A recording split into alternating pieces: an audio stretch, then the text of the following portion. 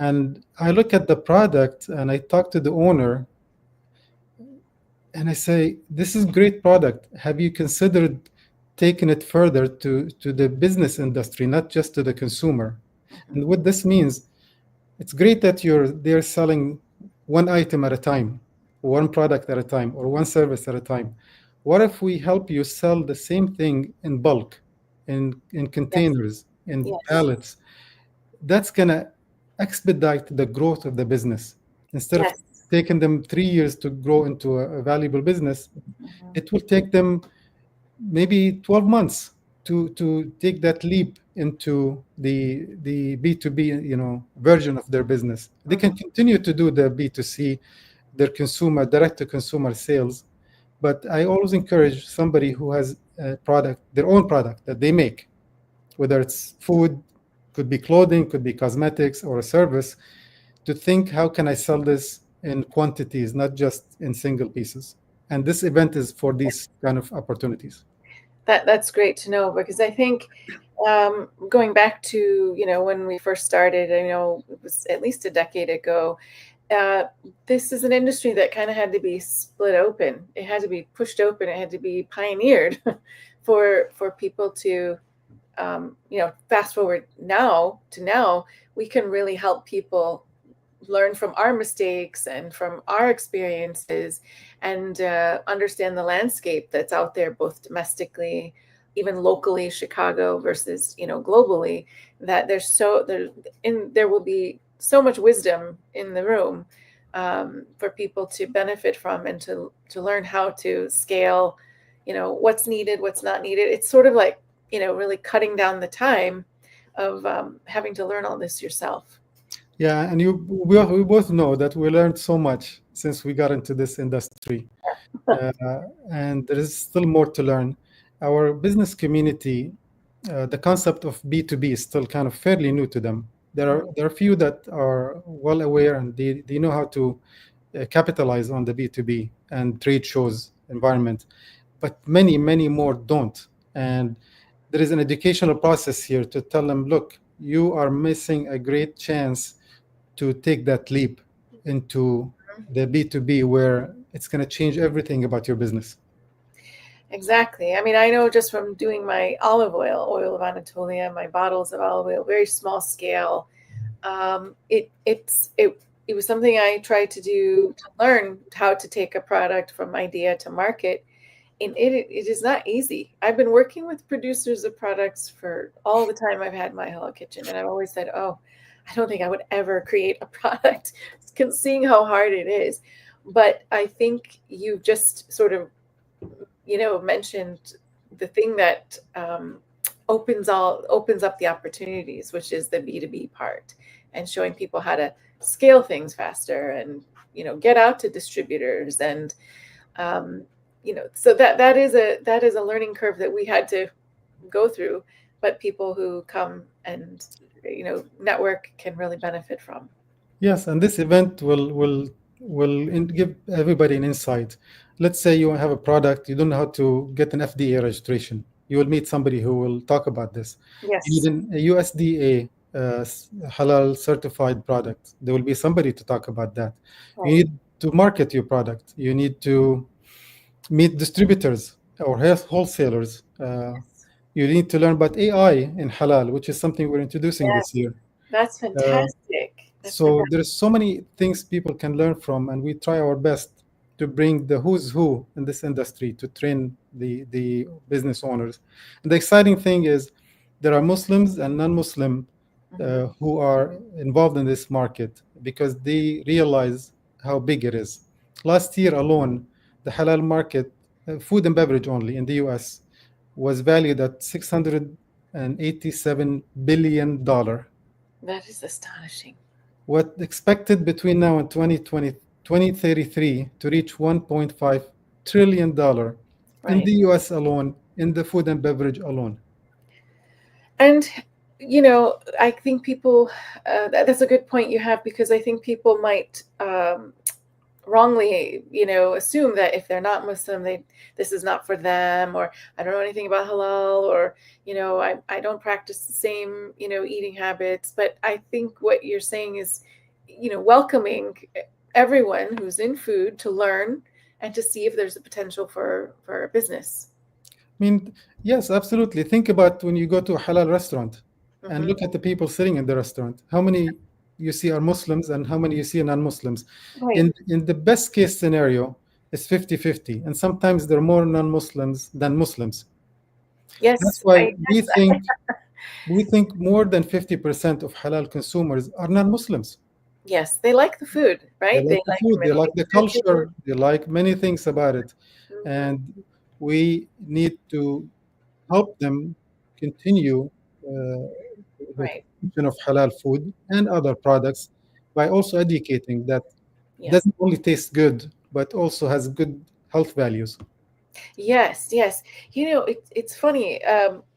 When I wrote my cookbook, My Halal Kitchen, I expected I would have audiences full of Muslims coming to, support or talk, be happy about this book. And there were many Muslims, but the funniest, nicest surprise was that there were mostly non-Muslims coming, and I found this to be exciting and very telling that people are hungry for knowledge, information, unhealthy food.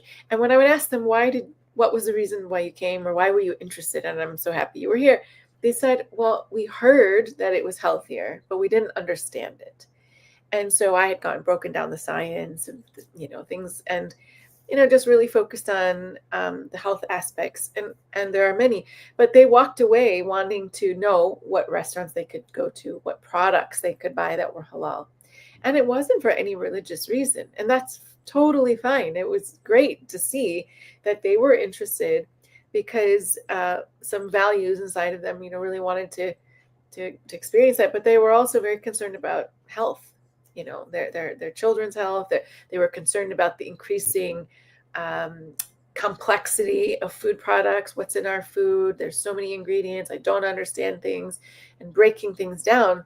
I think whenever I go to a grocery store, I oftentimes see Muslim women looking at ingredients on products because we're looking for what's in something, right? Is it halal? Is it not halal? And sometimes that can even be confusing to us who seem to know quite a bit about gelatin, for example. But anyway, it speaks to a broader issue of health concerns and knowing where your food comes from. And we do have that traceability. And so you mentioning AI was a very important step in the right direction in terms of technology use. Well, hopefully the good use of technology Right. to trace food in case of food issues. There's just so much value inside of this industry that everybody can benefit from, I believe. Definitely. And to add to that, and you and I had this discussion between us, and also at the last Halal Expo, we talked on stage uh, the treatment of the animals, and we talked about the halal and tayyib, Yes. because halal doesn't start from the slaughter time; it starts from the feeding of the animal, the Yep. treatment of the animal, Yep. then the slaughter, then the packaging and transportation and how it gets to the kitchen and Right. to the consumer. So the whole process has to be halal and tayyib and has to adhere to Yes. Islamic values, which will be added, which an added value for the health aspect of it. Yes, yes. I can remember the first events that I attended on halal. I met veterinarians who were, involved in halal. They had to understand medications that were allowed and not allowed for animals. And that's a very big um, attention to detail, right? I mean, it's something that maybe people don't realize that is involved in halal. And I think when they know that, they can say, wow, that's interesting, because most of the time they go to the grocery store, you see a package of meat, you have no idea about any of it. But with a halal label, you can find out more information about where it came from, how it was treated. So it's very interesting, I think, for people who may not know any of that just yet. Yeah, and you mentioned something important at the beginning. we don't want to make halal complicated. Right. We want to make it simple but transparent at the same time. Yes. Yes. I know a big issue about halal, whether it's hand slaughtered or machine slaughtered or this method or that method. And there are a number of them out there based on the certifier who is certifying the meat. And we tell everybody, you follow the whatever you believe, you follow the whatever procedure you want to produce halal. Just make sure it says on the label how this became halal, how Right. it was, slaughtered, what methodologies, what certification, was it hand, was it machine, dabiha or not dabiha. Right. All of this has to be on the label, which is not a regulation yet, by the way, but we're advocating for that to be on the label Right. so the consumer can decide at the end what's good for them. Yes, and there again, that transparency is sort of elevated, right? We already have the transparency sort of in the background, but now, you're advocating for more consumer, ease of transparency, being able to get it quickly. I think that's so important. And more people, I can say, really desire that. Everybody's watching things on Instagram and TikTok about the food industry, and there's hardly solutions that are presented. It's just problems. But I think halal and the way that when the producers are doing things right, it is the solution. It is the antidote to all of those, not well, Right. most of the things that we find very concerning. So again, I think the atmosphere that is being set up is one that is very educational, interesting. It's sort of it's a mix of networking and education at the same time. But that said, I want to understand, how did you decide that this expo was necessary to create? And it's a lot of work to put together. It takes a lot of moving parts, and there are a lot of other expos out there, not just in the US but globally. And what sets this one apart from the others? Few things. Number one, the US market. The US is one of the largest producers of halal meat in the world, and a Yep. lot of it goes to export and some for domestic use. Number two, when you go to any trade show, you will see some halal companies participating on the major food trade shows in the US and around the world. Yep. But you really have to sift through to find them. You have Yes, that's to true. kind of look in the pile of thousands and thousands of visitors and hundreds of exhibitors to filter and find out who's halal and who's not. Exactly. They don't always say it. You have No, to and they don't always say it. Yeah. So we found those companies. We created the database of most of these companies, if not all, and we invite them to come to Halal Expo. So when the halal buyer, whether somebody who owns a restaurant or a grocery store or an online store looking for halal products, they don't have to second guess if it's halal. They don't have to look in the pile of hundreds and thousands of businesses online and at trade shows. We're going to bring them all in one place for them.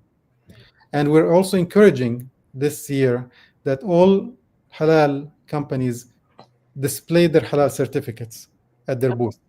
This Great. way, people are asking me, do you verify these? Even though we're not halal police, you know, Right. but we want that transparency. So we encourage companies to bring their certificate and display it. Yes. Then again, it's up to the buyer to decide if this is good enough for them or not. And the certificates display who is the certifier, right? And whether, does it also display whether they are hand cut or machine cut? Normally not, and that's the part that we're advocating for, Mm. that they put on those certificates and on the product label that, because the USDA does not require that. Right. But we want them to start doing that. But that only happens when the consumer asks the question Mhm. frequently enough that the retailer asks the supplier to do it. Right. Because it's So putting almost consumer pressure, basically. like consumer, demand is what drives the market anyway. I always tell people, Absolutely. vote with your dollars, just I always say the consumer is the most important part of the equation. Absolutely, absolutely. I think that at the moment, you kind of have to have knowledge of a company, whether they're hand cut or machine cut, for example, as many other details. But and that can change, right? Because companies can change formulas of their ingredients. They can change many aspects of production without not knowledge, without consumer knowledge. You'd have to call and ask, or email and ask, and that's a process that I think is tiring, and you know Yeah, it's and that's getting where old. the certifier's job is to Exactly. authenticate the process, Yeah. audit the process, inspect the process, and keep Yes. updating this Keep information. updating. That, yes, that's the key, right? Because it changes so often. And there are so many certifiers. It seems like there's been more that have popped up in recent years as well, and around the world. And so, how do people even know who's a verified, a legitimate, uh, seasoned, that's a big question. Unfortunately, the halal certification industry worldwide, including the US, is not regulated well enough. Yeah. There are some regulations in some countries. In the US, there's only some USDA policy. 11 states have some halal regulations, but again, it is more from consumer and labeling protection, but not from the Islamic values and Islamic process, because Sure. they don't get involved in that.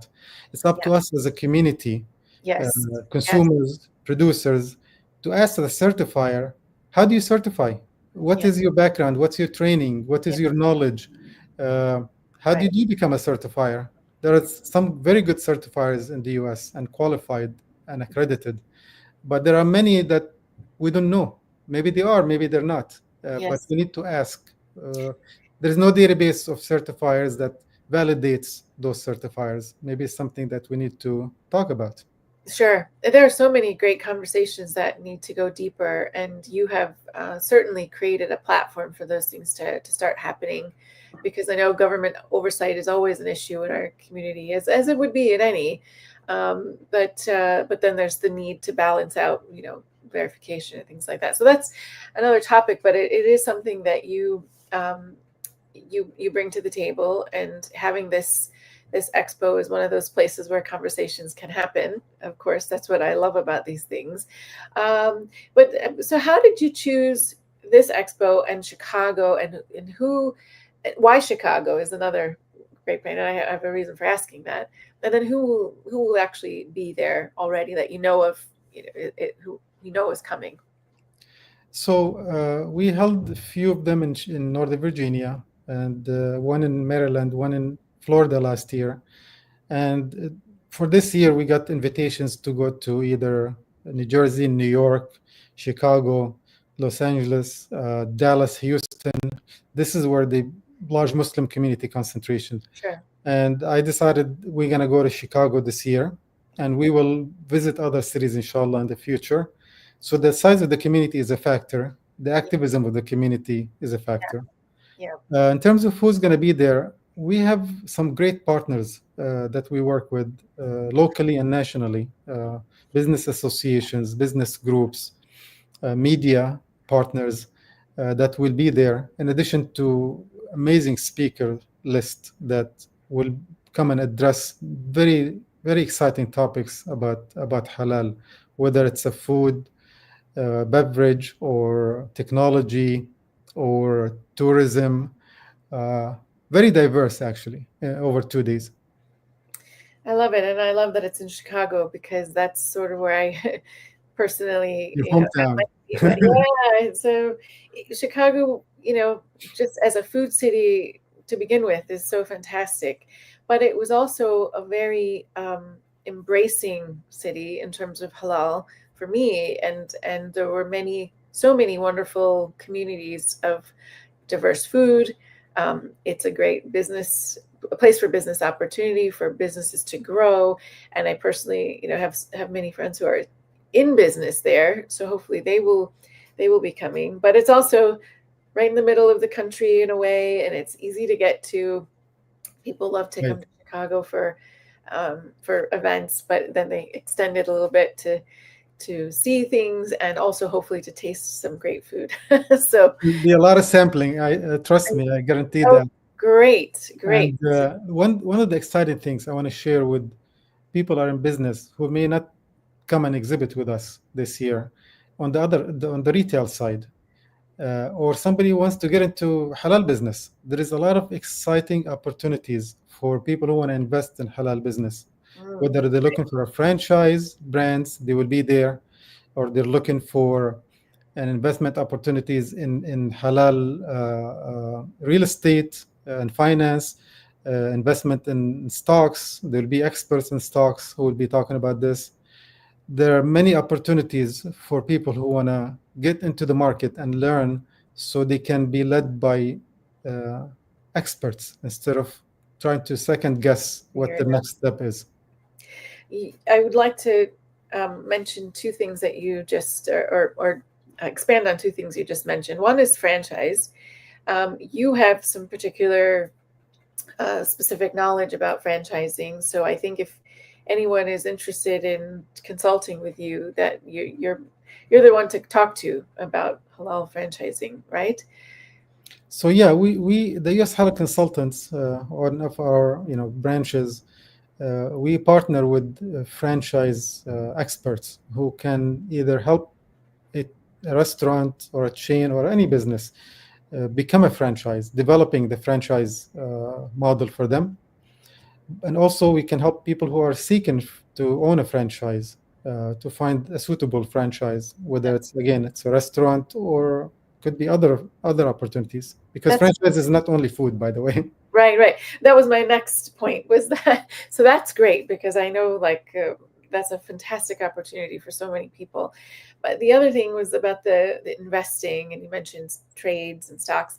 So can you just tell us a little bit about that aspect of vendors and sponsors, and like, who are they, and what is that part of halal industry that we don't always focus on so much, particularly we're looking always at food, but there is this amazing other aspect of the industry that you can help us understand. I meet 2 to 3 new halal businesses in the US every day, Wow. and new ones that's other than our regular clients. And I am happily surprised to see the innovation that's taken place in this industry. Yeah. And a lot of innovation is happening around finance and investments. People who want to put money into real estate development in the halal way without having to pay interest on what they're doing. People coming together, creating apps. Hmm. People Yes. coming together to create tourism packages. Hmm. uh, the innovation is amazing from all walks of life, young and older, experienced and new people into the industry looking to venture into this, and they're willing to share. They're willing to share their knowledge, expertise, and of course the profitability of getting into business together. And I should sort of explain that when it comes to investing and stocks, this goes back to a values based system that we have in Islam, which is about, putting our money into places where they align with our values. So, since, for example, we don't drink alcohol, we would never invest in a company that produces wine or beer, for example. But I think we're not alone in that. There are many people who have similar values, and so you don't have to be Muslim to work with these businesses in any way. So it's just a sort of an alignment of values. If it's there, people can see it for themselves. But I think it's very interesting. I know people who are not Muslim who really wanted to purchase a home with real estate companies that are halal, because they have a system where they try to avoid the interest. That's a very complicated subject that I cannot speak to, but it's fascinating enough for people who, they're not Muslim, but they really want to partake in owning a home that way. And so this is also one very interesting aspect of the expo that will be showcased. And that's the part that we need to improve, honestly, as a community and as Halal Expo, Yeah. is to make sure that everybody knows this is not for Muslims only. Yes. This Yes. is an industry, this is a product, this is a service that's available for everybody. Mhm. I speak to non-Muslim companies who have halal products who have some kind of apprehension about coming to the Halal Expo because Exactly. for Muslims, do I need to bring a translator? Like, Yes. Or for women, do I have to cover just to come? right. And I say, It's a no, lot. this is for everybody. Yes. It's a product and service for everybody. It happened to be halal because we believe it's a good quality product and a good quality service. And I have one of the new concept coming this year, which is totally new to me too, is halal insurance. Really? Oh, we haven't Yes, talked they will about be that. there. They will have a session. They will have a booth, and they will introduce this new concept where halal can insurance can also be halal and can also be non-halal because insurance companies, guess what? They invest your money into the market. That's how they make money. Correct. Mm, Yes. Insurance companies have life insurance. Is life insurance halal or haram? This is a debate in Yes. the community.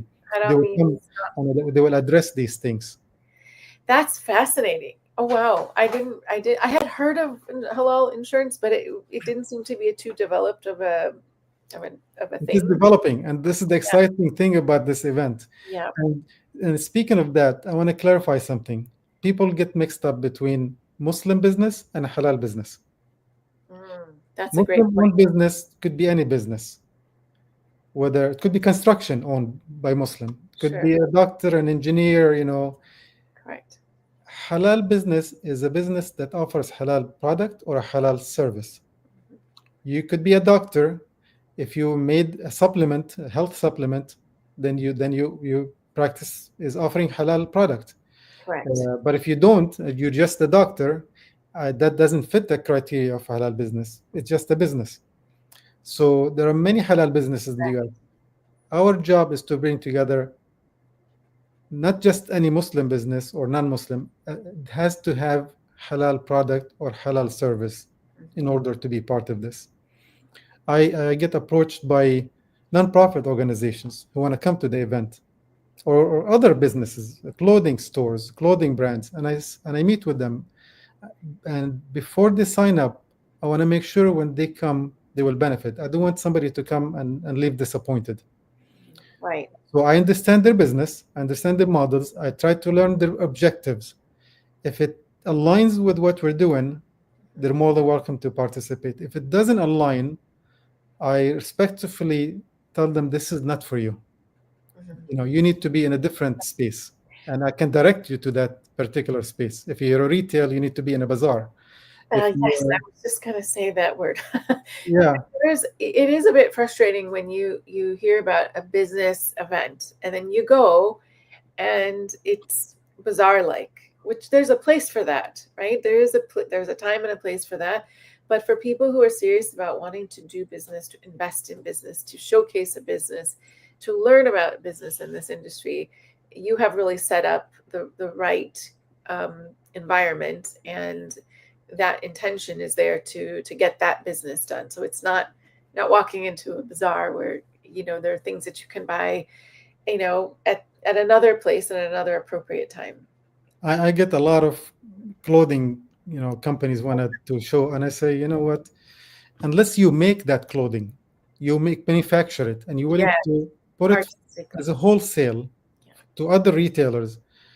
If you do that, you're welcome to come. If you're just coming to sell, then you need to be in a bazaar environment, not in this event. That's such an important distinction, and I think that is going to really make this event so useful and so elevated, because we need that as a community. And also going back to the non-Muslims being um, more educated about how they can benefit from this is really important. So we will help to try to do that as well. I think we're both very interested in the advocacy of it. And I also, just to sort of mention the elephant in the room for just a second, you know, we are in a very precarious geopolitical time, and people have their notions about Muslims and Islam. And I always say that food and business, good business, based on our Islamic values, following what we are taught is correctly Islamic values, will help to alleviate a lot of people's misconceptions about us as a community, about our religion. And when they come and see us creating, innovating, producing tasty, delicious, and useful things for people that everyone can benefit from, then I think this is one of the most powerful tools of eradicating misconceptions and negativity that we have in society. Definitely, and this is our job. We can't just expect them to come toward us without us taking steps toward the Yeah. general public and the mainstream. We Yes. need to take steps to make sure they know and they understand they're welcome to come. We are Americans like them. We just happen to eat and consume halal. And we want you to also try it because it's good for you. It's healthier, it's better, it creates better community. And Yes. if you don't like it, that's fine. But come and experience this, this concept. I don't think most people will not be disappointed. I think so too. You're doing a fantastic job, and I know it's not easy, and it's such a service to all of us, whether we are able to attend now or not, near or far. I just feel like it's just an incredible, incredible service to not only our community but the broader community as well, because you're providing such a window to such wonderful, healthful things for us to benefit from. So on that notion, I just want to talk about the culinary showroom that we talked about having. And it's still in development. We're still looking at whether or not that will take place. But can you talk about that? If there's any, for example, anybody's watching who might be interested in working in this realm. Yeah, this is a fairly new concept that we're introducing to Halal Expo. We kind of tested it in the past, but this year we're taking it to the next level, where we want to have uh, not just food product, but we want to have services that associated with halal. For Mhm. example, halal restaurant needs, utensils, you need pots and pans, they need point of sale systems, they need decorations, they need all of these associated services and products we want to introduce in the Halal Expo. And when we talk culinary, we're talking about good. Every chef is looking for good quality, uh, equipment to work with, Yes, our kitchen tools, equipment, knives, you name it. So appliances. we're inviting those companies who make these products and services to come to the Halal Expo, and we are opening this culinary station opportunity and a sponsorship for them to participate. We already have signed up with some point of sale systems who will be coming and who want to focus on halal restaurants. And Right, they're non-Muslim owned, by the way. exactly. They Yes, want to that's the work with us. surprising part. They want to work with us. And you'll have chefs coming who are scoping out products, ingredients, tools, appliances. They want to know what's good and what they can use. Right? We have so many food entrepreneurs in Chicago, and they're looking for a lot of things to get started. So I Mhm. think this is a One of great. the interesting discussions I had when we did our meetup in Houston a couple of months ago was with an interior designer Oh. who's working on specializing or want to actually offer a specialized service for halal restaurants Mhm. where she creates interior design and environment for halal restaurants. That's something I never thought of until I met her and we have the discussion. Mhm.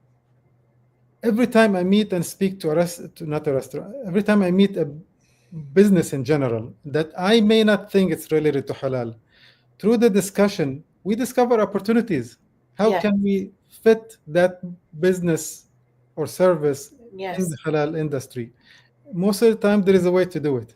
There's always, I mean, I think that's the interesting thing, and the thing that I love about this global halal industry is that a lot of things can be edited, tweaked, or if they're not halal, we can curate things to cater to people who do eat halal. And Muslims are not, we are some of the most well-traveled, well-educated people who love to go to different parts of the world. So our taste buds are very diverse, and we're not closed off to things just because they maybe it's not a Muslim country or this and that. I mean, if I tell you the number of people I know who went to Italy this summer, I'm like, whoa.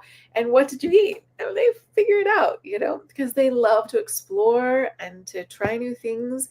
So it's part of our DNA, I guess, or our mindset is very open to. Yes, and you spoke of travel, which brings me to the specific topic of hotels and Yes. banquet halls. I want Uh-huh. to know, this is an invitation to hotel owners and managers and banquet hall managers to come to Halal Expo if you're looking for to source food, beverage, or products or other services for your Muslim customers. Mhm. Many Muslims go to major brand hotels to host their weddings, Yes.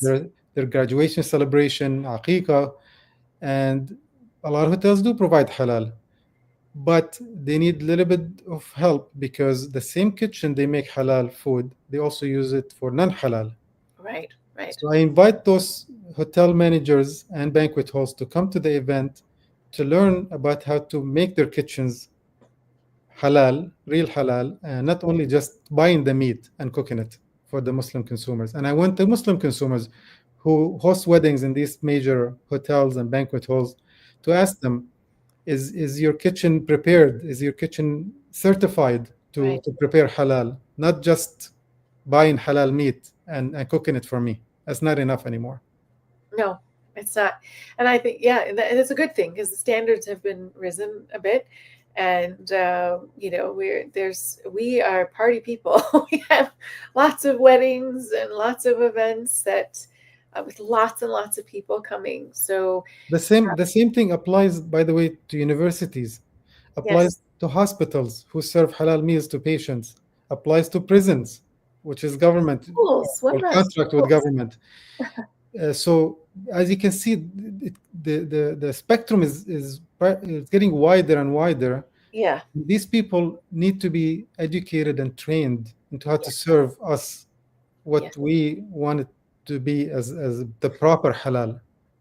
Yes, and that's what you do through the consultancy, and that's how we've worked together before, which is, just really giving a training, giving a, it's not complicated. It's not, but there are some nuances that are very important to address. And once that code is broken, they can go about their business and create amazing halal dishes for their guests, but things that anybody could benefit from, not just the Muslim guests.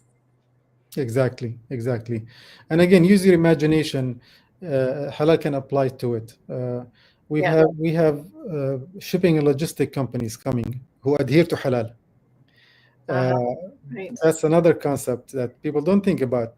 Why do you need a halal shipping and logistic company? Just for my readers or audience who may not understand that. Yes. Well, halal product leaving the factory, going to the retail store or to the distributor warehouse, if it's shipped with non-halal products and might become contaminated.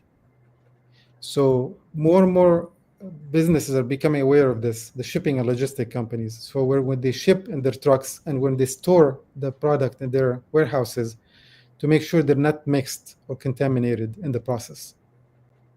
For example, like meats and stuff, or Yeah, any any kind of food that kind of food. gets shipped with other food. I go to retail stores nearby. They're not Muslim owned, so they serve halal meat and they serve pork, and they put them side by side, almost touching. I know. Yeah, I saw it recently in a store, and when I tried to explain it to the butcher, he just said, "No, no, it's fine." But I said, "No, it's yeah, so next to each other that could, if you just pick something up and it drips." yeah, So yeah. I think There's a and lot of education need to be, yeah, yeah. happening. A lot of education. And we're not, I would like to say for anybody who's watching this and says, "Oh, well, that's too much or that's too picky." Let me just preface this and say, I worked with a major retailer. I'm not going to say the name. I was doing cooking classes with a major grocer, and they had organic produce and non-organic produce. And I was able to go shopping in the store before my cooking class, and I had a conversation with one of the gentlemen that worked there, and I had asked him. We were start talking about the produce in some regard. I don't remember, but I just remember him saying to me, "Oh, don't put. We have to be so careful about the oranges, for example, because so many that come that are conventional are sprayed. The organic is organic. If the organic one touches the non-organic one, it's considered contaminated." And I said, "How on earth do you watch that? Because people could just pick something up, put it there." He said, "Yeah, well, that's a thing, but they are very cognizant of this, chemical touching the non-chemical sprayed orange." And I was floored by that, because I never knew that they used those words to describe.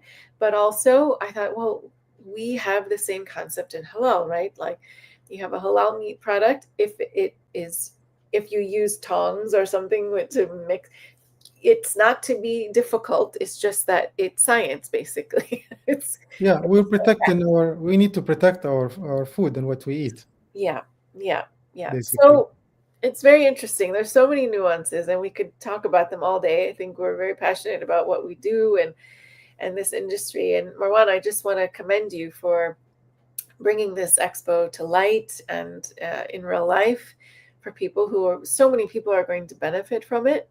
But I know there's still time for people to join, to sponsor, and hopefully this conversation will, allow for more people to understand why they need to be part of it. So we'll keep circulating it around. And We're working diligently, you and I and our team, yeah, to do this, and we will have a great event, and we want everybody to come and experience it. inshallah, inshallah. So, any last thoughts? Anything last that you want to share or information? Um, you can, you can. I'll put a link to the event in the chat right now. Halal www.halalexpousa.com, and people can go there to register or to speak with you. Yes, and we're running some discounts, early bird discounts now for visitors and exhibitors and sponsors until end of this month. We're in August right now, in case somebody watches this recorded. I'll put that. And I just want to say to everybody, this is the only platform in the US that brings businesses together that serves halal products and services. Take advantage of it. Come learn or come teach us if you have knowledge of this industry, and Yes, teach others if you want to share your knowledge. It's an opportunity to see what's new, what's the latest technology, latest products, and latest services. And collectively, we can discuss and brainstorm and find better ways to serve the Muslim community and non Muslim halal consumers as well. sure. It takes a village.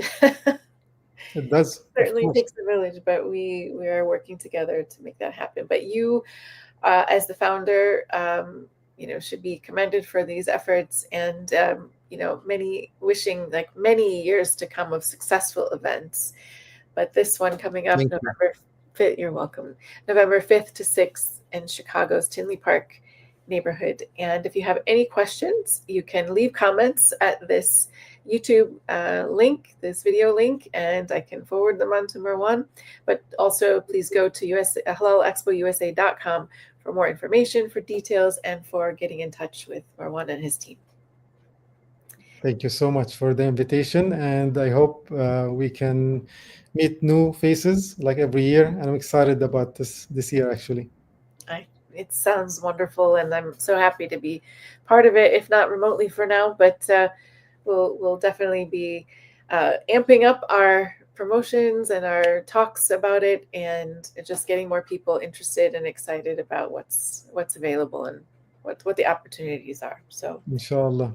Thank you again Inshallah. for talking with us for such a long time in your busy schedule, but much appreciated. You're welcome. Thank you. Assalamu alaikum. Alaikum salam wa rahmatullah.